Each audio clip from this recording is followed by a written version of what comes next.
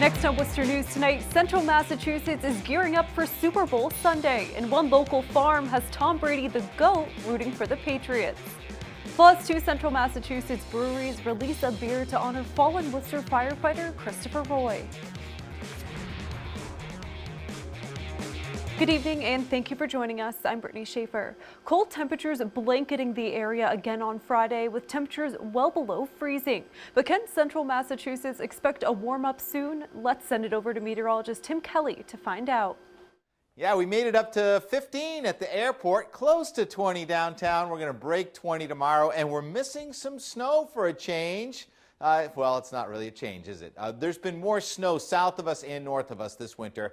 This time it missed to the south. Cold air coming in. It's still here until this goes by. And then there's going to be a warm front coming in on Sunday. And we're going to gradually warm it up until then. So outside tonight, actually, we're not going to see the moon unless you get up really early in the morning. But it's a mostly clear sky tonight.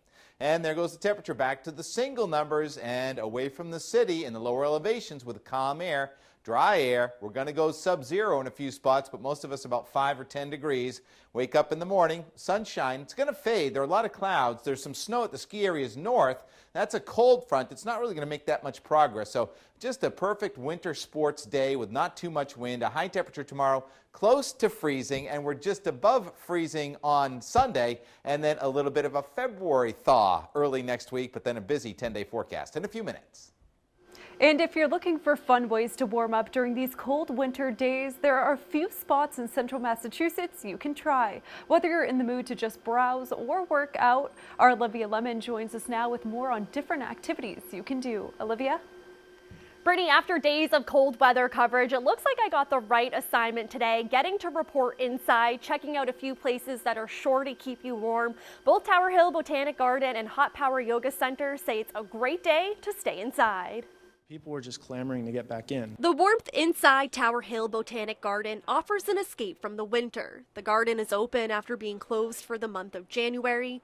Horticulture Director Mark Richardson says their visitors have the winter blues and are looking to reconnect with nature. Some way to connect with plants, connect with nature, warm up a little bit in the conservatories here. It's nice to be warm with the trees. It's cold outside, but it's nice to look outside at the cold from inside the warm. The sunlight, heat, and water in the two gardens conservatories produce a lot of moisture and humidity. Richardson says it's a quick way to warm up on a cold day. A few minutes in here and you're taking your coat off, you're taking your hat off. And if the humidity of the greenhouses isn't enough, Hot Power Yoga Center in Worcester cranks their heat to about 99 degrees with about 60% humidity. So it's a nice wet heat that really opens your muscles. So humid, our cameras couldn't even keep up. Owner Kristen Marengo says the style of yoga helps warm up your body and is a great activity, especially during the winter months. We crave the hot room in this type of weather. Newcomers that have never been here before are pleasantly surprised at how cozy it feels. It feels really good. Now, we are expected to see a warm up this weekend, but it is New England, so you never know what may happen. Both businesses say they welcome people trying to get out of the cold. Olivia Lemon, Worcester News Tonight. Super Bowl 53 is 2 days away. Many Patriots fans may be getting ready to watch the big game at a sports bar or at home, but Worcester's Jay Cashman was determined to be in the stands in Atlanta. Cashman is flying down to Georgia Saturday to attend his first Super Bowl. The Grafton Hill resident says he was previously a Pittsburgh Steelers fan, but his friend who is going to the big game with him converted him to the good side. Cashman says this is an opportunity he couldn't miss. The GOAT is playing, and this could potentially be, not the end of his career, but you don't get to the Super Bowl every year. You only do it every other year. So, the ninth time I have to see the Belichick, Brady, Gronkowski. I got to see those guys go at it one more time. Well, we'll be loud. I mean, we're going to go down there. The other Tom Duffy's also from Worcester, and we're going to run into people. We're going to the 98.5 thing, and hopefully find out everybody from Massachusetts down there. And we're just going to be vocal and support the team.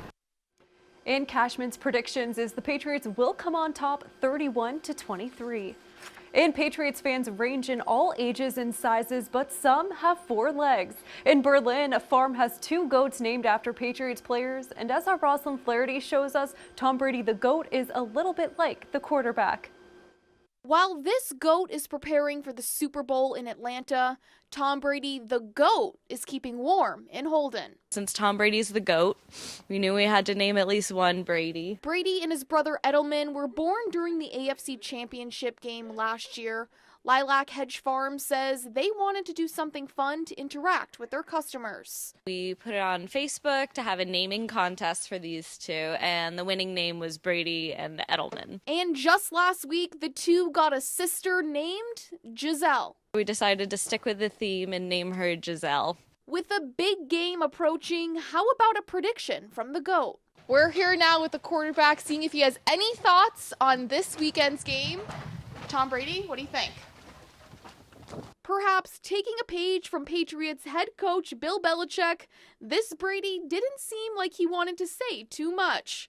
Jennings does say Tom Brady and Tom Brady do have similar personalities. Brady, he's pretty athletic here, as you can tell. Rosalind Flaherty, Worcester News Tonight. More than $500,000 has been raised for the daughter of fallen Worcester firefighter Christopher Roy. Friday, the Worcester Bravehearts presented a $20,000 check to the Ava Roy Fund. The team and its fans raised the money through a GoFundMe site. The Worcester Firefighters Local 1009 accepted the check. They say it was an amazing effort by the Bravehearts and the Worcester community. Wormtown and Wachusett breweries released a beer Friday to honor Christopher Roy. All of the proceeds of the beer named Worcester's Bravest will go to the Ava Roy Fund. Earlier today, Wormtown Brewery had a packed house for the release celebration. Our Chandler Walsh joins us live now from Wormtown Brewery. Chandler? Brittany, it's been 2 months since Worcester firefighter Christopher Roy died in the line of duty. Today, people are heading to Wormtown Brewery to honor him and support his family. It's a packed house at Wormtown Brewery for the release of Worcester's Bravest, the show of community support in honor of fallen firefighter Christopher Roy. We've been hit hard, but it's this community support that really, helps us through this. Before any beer was poured, there were bagpipes and a moment of silence. Then supplies started going fast. We've been at it for 40 minutes. We sold out of all of our t-shirts. We've already kicked a couple of kegs, and we're down to about half of our cans left. The Belgian Wit is a collaboration between Wachusett and Wormtown breweries. All proceeds go to Worcester Firefighters Local 1009's fund for Roy's 9-year-old daughter, Ava. Wormtown owner David Field says both places knew it was the right thing to do. These companies coming together to do anything they can to support Ava, it's humbling. Wormtown's portion of sales will bring in $20,000 for the Ava Roy Fund. We went to our team with it. They jumped all over it. You can see them hustling all over the place today. They love this. They're so proud of what we're doing, so it made it really easy. The Worcester Fire Department and Wormtown say they weren't surprised to see so many people come out. They say it shows the kind of community Worcester is. We have a tradition in the fire service of taking care of the families of those our firefighters that made the ultimate sacrifice. We can't do it alone. I lost my ability to speak, so I think that says it all. Now, Wachusett Brewery is also having a release to kick off sales. It started at 6. Here at Wormtown, owners say they have a limited amount of the brew and say to head down soon to try it and support the Ava Roy Fund. Live in Worcester, Chandler Walsh, Worcester News Tonight. The city will soon see its first recreational marijuana grown in Worcester. The Cannabis Control Commission says they gave Temescal Wellness the okay to begin cultivation on February 3rd. The company already grows medical marijuana in the facility on Southwest Cutoff. Temescal Wellness has already received approval for adult use growing at their Hudson and Pittsfield locations. Grief counselors were on hand at Milford Middle School after a 12-year-old boy died from the flu. People in the community are in shock from this tragedy. Nia Ham reports. It is a sad day here at Stacy Middle School in Milford. I can't imagine as a parent going through that at all. Students and staff are mourning the loss of 12-year-old Aaron Zenas. It just seems improbable that a 12-year-old would die from the flu. Unfortunately, Milford Public School Superintendent Kevin McIntyre confirms that's exactly what happened to the 7th grader. His aunt tells NBC 10 Boston that he caught the flu last weekend, and after several days, his family took him to the hospital. By Wednesday night, he was dead. And as a community, I'll tell you this right now, that the Milford community is hurting. We really, truly are. The Department of Public Health says this is the first pediatric flu-related death in the state this season.